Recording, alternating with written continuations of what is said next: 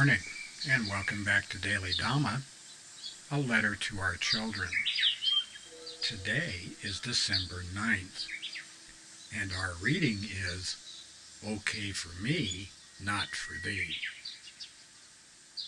Rousseau had fathered 5 illegitimate children by a scullery maid, but having gained entree into Parisian society, he did not want to advertise this plebeian connection.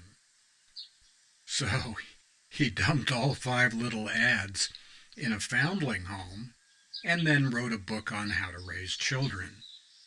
Emile, as it was called, laid out a program of natural behavior over rigid discipline and freedom from stifling rules.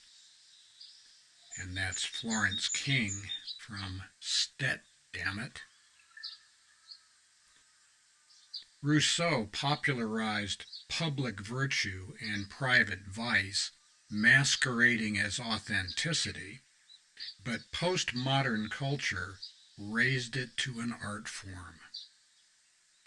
Nonetheless, when we're bemoaning the latest outrage, it's well to substitute our own names and affiliations in place of the people we're screaming about.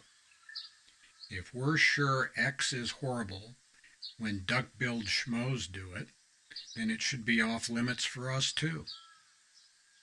The parade of rich and powerful celebrities arriving in private jets at annual environmental conferences where they cluck their tongues about the sins of the hoi polloi is a case in point. We need to concentrate on what needs to be changed in us, not changed in others. Some ideas are vast, others are half-vast.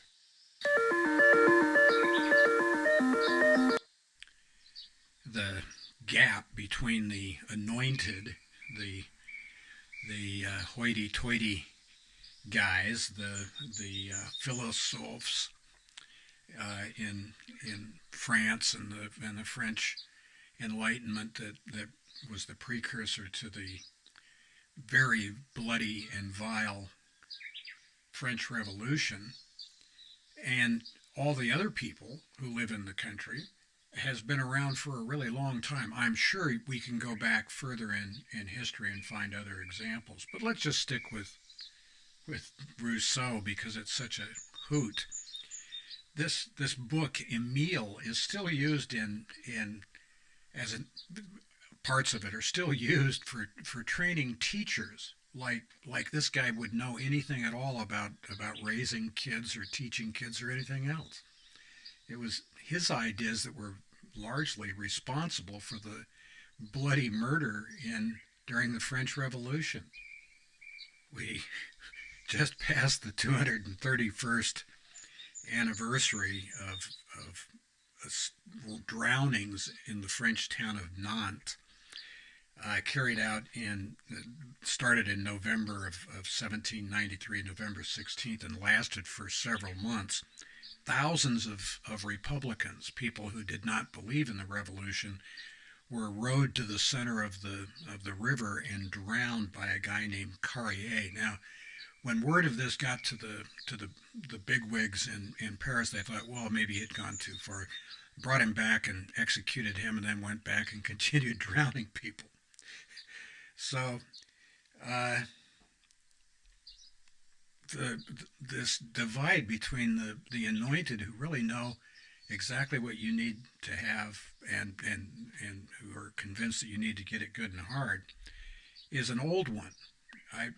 We're still with Thomas Sowell on this. Whenever he encountered some kind of new social engineering big idea, he had 3 questions that he liked to ask. This is a good idea.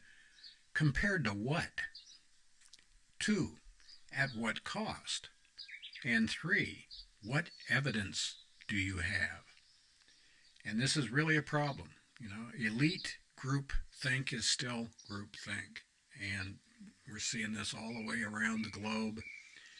And let's just keep in mind what eventually happened to the French revolutionaries. You know? Just saying. The noble ones say, not for sure. Thank you for joining us, and if you'll check the description box below, you'll find the table of contents for the book Daily Dhamma, A Letter to Our Children, which is available on Amazon, and also the contents of the 11 playlists here on YouTube. And happy trails to you until we meet again.